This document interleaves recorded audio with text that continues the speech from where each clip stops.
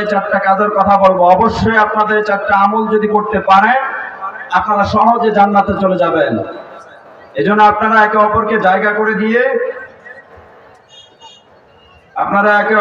জায়গা করে দিয়ে চেপে চেপে বসুন।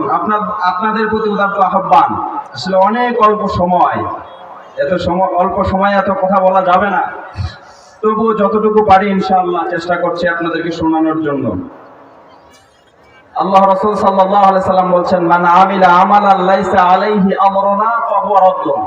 কোন ব্যক্তি এমন কোন আমল করলো যেটা রাসূলুল্লাহ সাল্লাল্লাহু আলাইহি সাল্লাম থেকে প্রমাণিত না, অর্থাৎ আল্লাহ রাসূল সাল্লাল্লাহু আলাইহি সাল্লাম যে কাজ করতে বলেন নাই এমন কোন কাজ যদি কেউ করে ফাহুয়া রাদ, সেটা হচ্ছে প্রত্যাখ্যাত, অগ্রহণযোগ্য, সেটার কোনো মূল্য আল্লাহর কাছে থাকবে না। এই জন্য আল্লাহ রাব্বুল আলামিন সূরা হাশরে জানিয়েছেন, মা আতাকুমুর রাসূলু ফাখুযুহু ওয়া মা নাহাকুম আনহু ফান্তাহু ওয়াত্তাকুল্লাহ। আল্লাহু আকবার।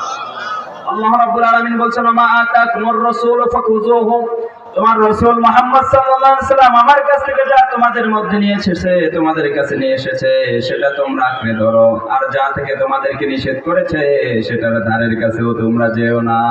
কার কথা? সূরা হাশরে আল্লাহ জানিয়েছেন, অর্থাৎ রাসূলুল্লাহ সাল্লাল্লাহু আলাইহি সাল্লামের কাছে আল্লাহ যে বিধান পাঠিয়েছেন এই বিধানের বাইরে চলার কোনো সুযোগ আমাদের নাই, এই বিধানের বাইরে বলারও কোনো সুযোগ আমাদের নাই। এজন্য ওয়াইজিং বক্তা যারা, তাদেরকে আল্লাহ সূরা কফে ধমক দিয়ে জানিয়েছেন, ফাযাক্কির বিল কুরআনি মান ইয়াখাফু ওয়াঈদ। যারা ওয়াজ করবে, বক্তৃতা দিবে, বিল কোরআন, তারা যেন কোরআন দিয়ে দেয়। মান ইয়াখাফু ওয়াঈদ, এটা একজনের ধমকের ভয়, তিনি কে?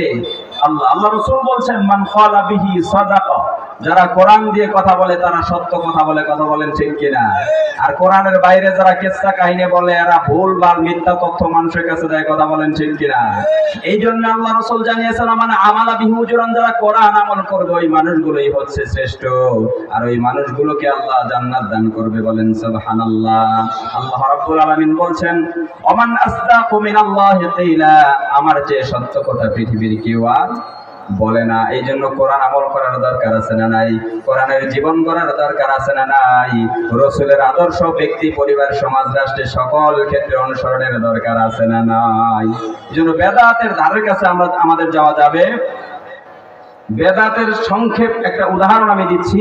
ইবাদতের জন্য নতুন কিছু যদি আবিষ্কার করা হয় সেটা হচ্ছে সুন্নাহ, সেটা বেদাত নয়। আর ইবাদতের মধ্যে নতুন কিছু ঢুকায় দিয়ে রাসূলের নামে চালিয়ে দেওয়া হচ্ছে বেদাত।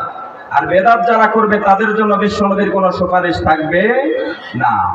বিশ্বনবীর সুপারিশ যদি আমরা পেতে চাই, বেদাত মুক্ত জীবন গড়তে হবে। রাজি আছি না নাই? আকাশে যতগুলো তারা, কিয়ামতের ময়দানে বিশ্বনবীকে এতগুলো হাউজে কাউসারের পেয়ালা আল্লাহ দান করবেন, আর তার উম্মতদেরকে হাউজে কাউসারের পানি পান করাবেন। আর বেদাতি যারা আসবে, ফেরেশতারা পর্দা ফালায় দিবে। আল্লাহ রাসূল বলবে যে এটা তো আমার উম্মতের মতো দেখা যায়। ফেরেশতারা বলবে, আপনার রেখে আসা ইসলামকে এরা বিকৃত করে ফেলেছে, এরা আপনার উম্মত না। তখন বিশ্বনবী বলবেন, সুকান লিগাইয়ারা মিন বাদি, দূর হয়ে যাও, তোমার মতো নাফরমান কখনো আমার উম্মত হতে।